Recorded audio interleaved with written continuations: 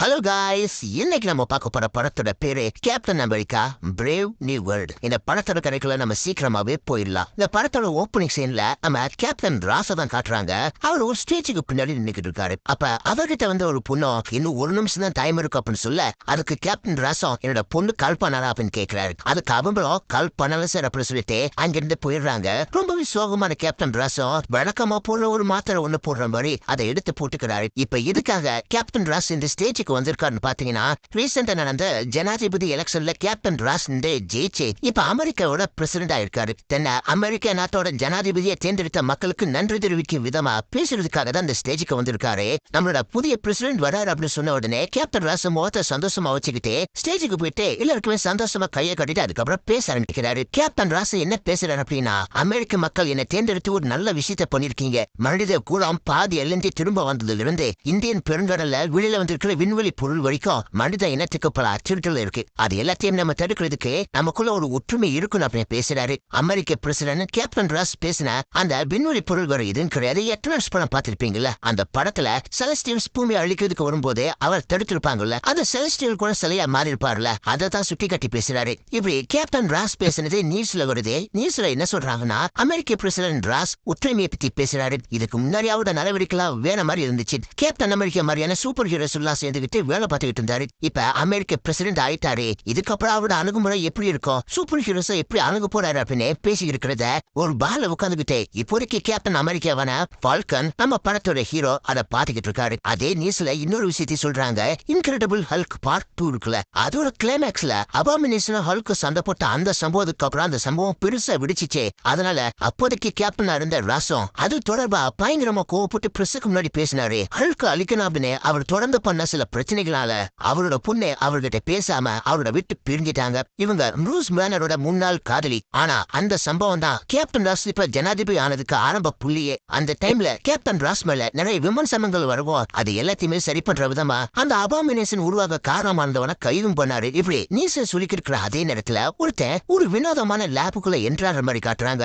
அவ யாரு அப்படிங்கிறது நமக்கு சரியா காட்டல. அப்படியே அடுத்த சீன்ல 5 மாசம் கழிச்சு காட்டுறாங்க. ஒரு ஆர்மி பிளைட் ஒன்னு மெக்சிகோ பகுதிக்கு மேல பறந்துகிட்டு இருக்கு. அந்த பிளைட்டுக்குள்ள டோரஸ் அப்படிங்கிற ஒருத்தனும் இன்னொருத்தவரும் அந்த மெக்சிகோல ஏதோ ஒரு இடத்துல இல்லீகலா ஏதோ ஒரு பேக்கேஜை கைமாத்த போறாங்க போல அதை ட்ராக் பண்ணிக்கிட்டு இருக்காங்க. அதை தடுக்கிற குறிப்பு இப்ப கேப்டன் அமெரிக்காவை இருக்கிற ஃபால்கன் நம்ம ஹீரோட கையில கொடுக்கப்பட்டிருக்கு. அப்ப பிளைட்டுக்குள்ள டோரஸ் கூட இருக்கிற அந்த அதிகாரியும் ஹீரோ கிட்ட கொஞ்சம் ரகசியமா போங்க, யாருக்கும் தெரியாம அப்படி சொல்ல, என்ன வேலைக்கு புதுசா என்னால ரகசியமாலாம் போக முடியாது, நான் தாறுமாறான போய் இறங்குவேன் அப்படின்னு டக்குனு போய் இறங்குறாரு. இறங்கி அங்கிருந்த மிஷினரிஸ அடிச்சு நுறுக்குறாரு. டோரஸ் கவர்மெண்ட்டுக்காக தான் வேலை பார்க்கறான். இருந்தாலும் கேப்டன் அமெரிக்கா இருக்கிற ஹீரோக்காக எல்லா மிஷின்லயும் கடந்த 3 வருஷமா ஒர்க் பண்ணிக்கிட்டு இருக்கான். இப்ப டோரஸும் ஹீரோக்கும் ஒரு ஃப்ரெண்ட் மாதிரி ஆயிட்டான். கேப்டன் இன்னும் 10 நிமிஷத்துல நம்ம ஆளுங்க இங்க வந்துடுவாங்க அப்படின்னு டோரஸும் ஹீரோ கிட்ட சொல்ல, ஹீரோவும் எல்லாருமே அடிச்சு போட்டுட்டு தன்னோட ரெட் பீன் மூலமா உள்ள ஸ்கேன் பண்ணி பாக்குறாரு. உள்ள ஹாஸ்டேஜஸ் இருக்காங்க அப்படிங்கிறத கண்டுபிடிச்சிட்டு அங்க இருக்கிற அந்த அதிகாரி கிட்ட நீங்க பேக்கேஜை ட்ராக் பண்ணுங்க, நான் போயிட்டு அந்த ஹாஸ்டேஜஸ் காப்பாத்துறேன் அப்படின்னு சொல்ல, இப்ப டோரஸும் அந்த பேக்கேஜை ட்ராக் பண்றான். அப்பதான் அவங்களுக்கு தெரியுது அந்த செர்பன் அப்படின்னு சொல்ல போற அந்த மிஷினரி கும்பலோட தலைவன் சித்தம் உள்ளதா இருக்கா அப்படின்னு. அவன் யூசுவலா எந்த ஒரு மிஷனுக்கு வரமாட்டா, தன்னோட ஆளுகளை மட்டும்தான் அனுப்புவா. இந்த சின்ன மிஷனுக்கு எதுக்காக அவனே வந்திருக்கான் அப்படின்னு டோரஸ் ரொம்பவே குழம்பி போக, அப்படி அந்த மிஷனரி கும்பலோட தலைவன் ஜெத்த காட்டுறாங்க. இவன் எதுக்காக அவனே வந்திருக்கான் அப்படின்னா, பையர் அப்படிங்கிற ஒருத்தன் தான் ஒரு முக்கியமான பேக்கேஜை எடுத்து வர சொல்லியிருக்கா. அந்த பேக்கேஜ் கூட என்ன இருக்கு அப்படிங்கிறது நமக்கு இப்ப காட்டல. அந்த பையர் வந்து அந்த பணத்தை கொடுத்துட்டு இந்த பேக்கேஜை வாங்குற வரைக்கும் தாங்க அமெரிக்க ஆபீசர்ஸ் கிட்ட மாட்டிடக்கூடாது அப்படிங்கிறதுக்காக ஒரு சர்ச்சில் இருக்கிற நன்ஸ் ஃபாதர்ஸ் அப்படின்னு எல்லாருமே ஹாஸ்டேஜை புடிச்சு வச்சிருக்கான் இந்த செத்து. ஆனா தங்களை வர வச்சுட்டு அந்த பையர் இன்னும் வராதனால கடுப்பான அந்த மிஷனரியோட தலைவனா அந்த ஃபாதர் கிட்ட பையர் இங்க அப்படின்னு கேட்டுட்டே அவங்க தெரியல அப்படி சொல்லுவோம், இவங்க எல்லாருமே குருடுங்க அப்படின்னு சொல்லிட்டு தன்னோட ஆளுங்க கிட்ட சொல்றான். அப்பதான் அந்த மிஷனரியோட தலைவர் செத்துக்கு கேப்டன் அமெரிக்கா இங்க வந்த விஷயம் தெரிய தன்னோட ஆளுங்க எல்லாருமே கேப்டன் அமெரிக்காவை கொள்றதுக்காக அனுப்பிட்டு அந்த ஹாஸ்டேஜஸையும் கூட்டிட்டு போக சொல்லிட்டு பேக்கேஜையுமே அங்க இருந்து வேகமா எடுத்துட்டு போக சொல்றான். அதே நேரத்துல அங்கே வந்து ஹீரோவாவுக்கு எல்லாருமே பூட்டு போனதுக்கு இருக்கிற அதே நேரத்துல பேக்கேஜ் எடுத்துக்கிட்டு அந்த மிஷனரியோட சில ஆளுங்க பைக்ல போறத டோரஸ் எப்படி ட்ராக் பண்றான். அத டோரஸ் ஹீரோ கிட்ட இன்ஃபார்ம் பண்ண ஹீரோவோ அதை நீ ட்ராக் பண்ணிட்டே அப்படி சொல்லிட்டு பயங்கரமா அந்த ஆளுங்க கூட சண்டை போட்டு எல்லாருமே கொண்டு போட்டுறாரு. அதுக்கப்புறம் ஹாஸ்டேஜஸை காப்பாத்தணும் அப்படின்னு சொல்லிட்டு தன்னோட ரெட்விங் மூலமா ரெட்விங்கோட உதவியோட அந்த ஹாஸ்டேஜஸ் எப்படி காப்பாத்திடுறாரு. அப்ப அந்த மிஷனரி கும்பல அந்த பேக்கேஜ் எடுத்துட்டு ரொம்ப தூரம் போயிட்டாங்க அப்படின்னு டோரஸும் ஹீரோ கிட்ட சொல்ல, இது என்ன செய்யற அப்படின்னு எனக்கு நல்லாவே தெரியுது, சரி சரி போ, ஆனா உசர மட்டும் விட்டுறாது அப்படின்னு டோரஸ் கிட்ட ஹீரோ சொல்லிட்டு அந்த மிஷனரி கும்பலோட தலைவர் செத்த பிடிக்கிறதுக்காக ஹீரோ போறாரு. டோரஸ் ஹீரோ மாதிரியே ஹீரோட பழைய ஷூட்டை போட்டுக்கிட்டு அந்த பேக்கேஜை கொண்டு போய்கிட்டு இருக்கிற அந்த ஆளுங்களை அட்டாக் பண்ணி அவங்கள அடிச்சு போட்டுட்டு அந்த பேக்கேஜை செக்யூர் பண்றாரு. இன்னொரு பக்கம் ஹீரோவும் அந்த மிஷினரி கும்பலோட தலைவர் செத்த புடிக்க பார்க்க அவனோ பையர் வராதனால செம்ம கடுப்புல இருக்கான் பையர் மேல. அந்த தலைவனோ தன்னோட குரூப்ல இருக்கிற தண்ணி மாடு மாதிரி இருக்கிற ஒருத்தனை ஹீரோ கூட சண்டை போட சொல்லிட்டு அங்கிருந்து கிளம்பிடுறான். ஹீரோவும் அவங்க கூட ரொம்பவே கஷ்டப்பட்டு தான் சண்டை போடுறாரு. ஏன்னா நம்ம ஹீரோ ஃபால்கன் எந்த ஒரு சூப்பர் சீரமும் எடுத்ததில்ல. அதனால தன்னோட திறமையை வச்சு எப்படியோ அந்த தடிமோடு மாதிரி இருக்கிற அவனை அடிச்சு போட்டுட்டு கெத்த சீல்டோட நிக்கிறாரு. எல்லாம் முடிஞ்சதுக்கு அப்புறம் கடைசியா தான் ஆபீசர்ஸ் எல்லாம் இங்க வராங்க. அதே நேரத்துல இங்க பிரசிடென்ட் ராசோ அவருடைய இறந்து போன மனைவியோட சம்மதிக்கு வந்து பூலா விட்டுட்டு தன்னோட பொண்ணு பல வருஷமா தங்கிட்ட பேசாத நினைச்சு ஃபீல் பண்ணி தனக்கு கீழே வேலை பார்க்குற லைலா அப்படிங்கிற ஒரு ஆபீசர் கிட்ட ஃபீல் பண்ணி பேசிக்கிட்டு இருக்காரு. அதே நேரத்துல பிரசிடென்ட்டுக்கு கால் வருது. கால் பண்ணி மிஷனை சக்சஸ்ஃபுல்லா முடிச்சிட்டாங்க. கேப்டன் அமெரிக்கா பணைய கைகளை காப்பாத்திட்டாரு. அதே மாதிரி பேக்கேஜையும் செக்யூர் பண்ணி அமெரிக்காவுக்கு கொண்டு வந்துகிட்டு இருப்பா அப்படின்னு சொல்றாங்க. அப்போதான் ஹீரோவை காட்டுறாங்க. அங்கே வந்து அந்த ஆர்மி டீம்ல இருக்கிற லீடர் ஹீரோக்கு ஃப்ரெண்டு போல ரெண்டு பேருமே பேசிக்கிட்டு இருக்காங்க. அப்ப ஹீரோவும் இப்படி ஒரு பட்ட பகல்ல இருக்காக இந்த மாதிரி ஒரு பேக்கேஜை மாத்தின அவங்க முடிவு பண்ணணும். அந்த பொருளை வாங்கணும் அப்படின்னு முடிவு பண்ணியிருந்த அந்த பையன் இங்க வரணும் கூட நினைக்கிற அப்படின்னு ஹீரோ சொல்ல அதுக்கு அந்த லீடரும் ஜப்பானுக்கு போக வேண்டிய அந்த பேக்கேஜை திருடி இந்த பையர்கிட்ட கொடுக்கணும். அதுதான் வேலை. இந்த வேலையை யாரு கொடுத்தா அப்படிங்கிறது சரியா தெரியல. ஆனா இதுக்கு நிறைய பணம் கொடுத்துருக்காங்க அப்படின்னு சொல்ல இத பத்தி வேற ஏதாவது தகவல் தெரிஞ்சு எனக்கு சொல்லுங்க அப்படின்னு சொல்லிட்டு அவரை அனுப்பி வைக்கிறாரு. அதே நேரத்தில் தான் டோர்ஸ் அங்கே வந்து பாத்தீங்களா நான் எப்படி சாகசம் பண்ணினேன் என்னால தான் பேக்கேஜ் செக்யூர் ஆச்சு அப்படின்னு லொட பேசிக்கிட்டே இருக்கான். கேப் நான் இவ்வளவு பண்ணிட்டேன்ல எனக்கு ஆன் பண்ண இன்ட்ரோ பண்ணி வைங்க இல்லனா நீங்க சண்டை போடாத எனக்கு கத்துக் கொடுங்க அப்படின்னு சொல்றான். சரி உனக்கு கத்துக் கொடுக்கறதுக்கு ஒரு ஆளை நான் ரெடி பண்ணிட்டேன். அவர் ரொம்ப ஸ்ட்ரிக்ட். அவர்கிட்ட எல்லாம் நீ வாய் பேசினா உன் வாழை ஒத்த நடிக்க வேற அப்படின்னு சொல்லிட்டு அடுத்த சீந்தைய ஹீரோ டோரஸ் அவர்கிட்ட தான் கூட்டிட்டு போறாரு. அவரு வேற யாரும் இல்ல ஐசையா தான். இதுக்கு முன்னாடி கேப்டன் அமெரிக்கா சீரீஸ்ல வந்திருப்பாரு. அதாவது இவரும் இதுக்கு முன்னாடி ஒரு கேப்டன் அமெரிக்காவை இருந்தவர் தான். இவரை கேப்டன் ராஸ் 30 வருஷமா ஜெயிலுக்குள்ள அடைச்சு வச்சு இவர் மேல ஆராய்ச்சி பண்ணிருக்காங்க. பல கொடுமைகள் ஆரம்பிச்சதுக்கு அப்புறமா தான் இவருமே ரிலீஸ் ஆயிருப்பாரு. ரீசெண்டா ரிலீஸ் ஆன கேப்டன் அமெரிக்கா சீரீஸை பார்த்தவங்களுக்கு இவரை நல்லாவே தெரியும். அங்க டோரஸ கூட்டிட்டு வந்த ஹீரோவா அவர்கிட்ட டோரஸை இன்ட்ரோ பண்ணிட்டு அதுக்கப்புறம் பிராக்டிஸ் பண்ண ஆரம்பிக்கிறாங்க. அவரு கேப்டன் அமெரிக்கா மாதிரி சூப்பர் சீரம் எடுத்து சூப்பர் சோல்ஜரா மாறினவரு. இப்ப ஐசையாவும் ஹீரோவும் சண்டை போட்டு பிராக்டிஸ் பண்ணிட்டு இருக்காங்க.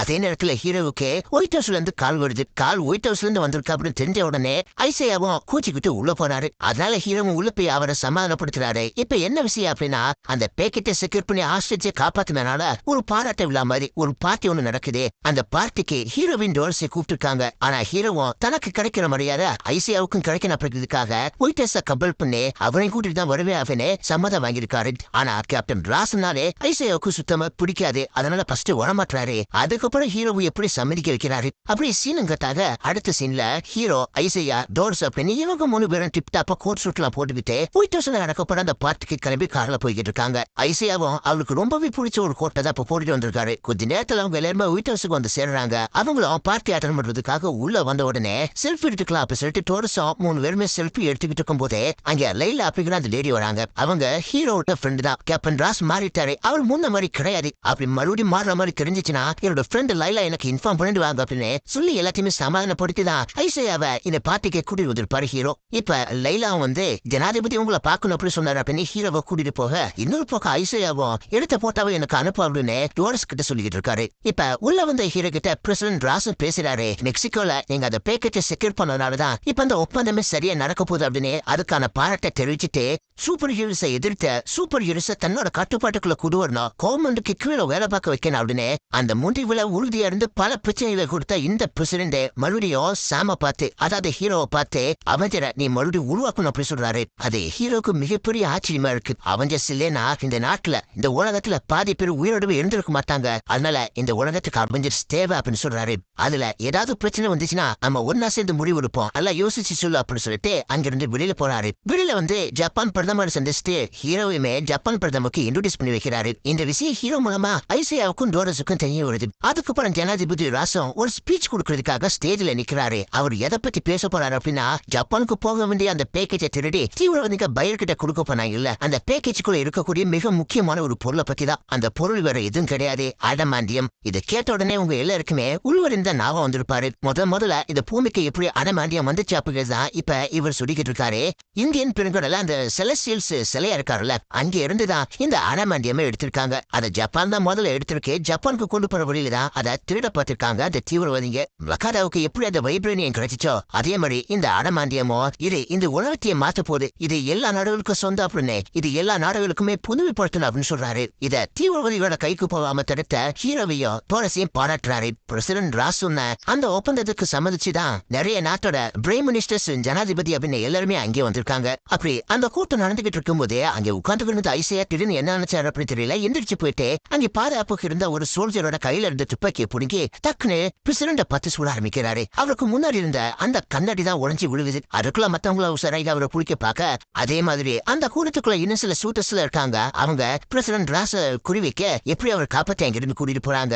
அங்க ஜப்ரா அப்படில ஒரு லேடி இருக்காங்க. அவங்க பிரசிடண்டோட பர்சனல் பாடிகார்டு மாதிரி. அவங்களுமே ஷூட்டர்ஸ் ஒரு கை பாக்குறாங்க. அதே மாதிரி ஐசியாவையும் பிடிக்க பார்க்க ஹீரோ அவங்கள தடுத்து அவரை போய் பிடிக்க பாக்குறாரு. ஐசியாவும் தொடர்ந்து ஓடிக்கிட்டே இருக்காரு. அவரை பார்த்த ஹீரோவுக்கு அவர் அவரோட கண்ட்ரோல்ல இல்லாத மாதிரி தான் தெரியுது. ஒரு இடத்துல அவரை ரவுண்ட் அப் பண்ணிடுறாங்க. அதுக்கப்புறமா தான் ஐசியா ஸ்வீடனுக்கு வந்த மாதிரி என்னால ஜெயிலுக்கு உள்ள போக முடியாது அப்படின்னு ஹீரோ பார்த்து சொல்ல, இப்ப நீங்க சரணடைறது தான் கரெக்ட் அப்படின்ற மாதிரி ஹீரோ சொல்லி சரணடைய வச்சிடறாரு. அங்க நடந்த சம்பவத்தை பார்த்து கோபமான ஹீரோவும் யார் சொல்றதையும் கேட்காம நேரா பிரசிடண்டோட ரூமுக்கு போக அங்கே மீட்டிங் நடந்துகிட்டு இருக்கு. ஹீரோவை பார்த்த உடனே பிரசிடண்டும் எல்லாருமே விடுதலை போக சொல்லிட்டு ஹீரோ கிட்ட பேசுறாரு. அதே நேரத்துல அந்த ஜப்ரா அப்படிங்கிற அந்த லேடியுமே அங்கேதான் நிக்கிறாங்க. அவங்க என்னோட பர்சனல் பாடி கார்டு அப்படின்னு சொல்லிட்டு இத ஐசியா வேணும்னு பண்ணிருக்க மாட்டாரு. அவர் நான் கவனிச்சேன், அவரோட கண்ட்ரோல்ல இல்லாத மாதிரி தான் இருந்துச்சு அப்படின்னு ஹீரோ ஐசியாவுக்கு சப்போர்ட் பண்ணி பேச, கேப்டன் ராசம் கோவமா பேசுறாரு.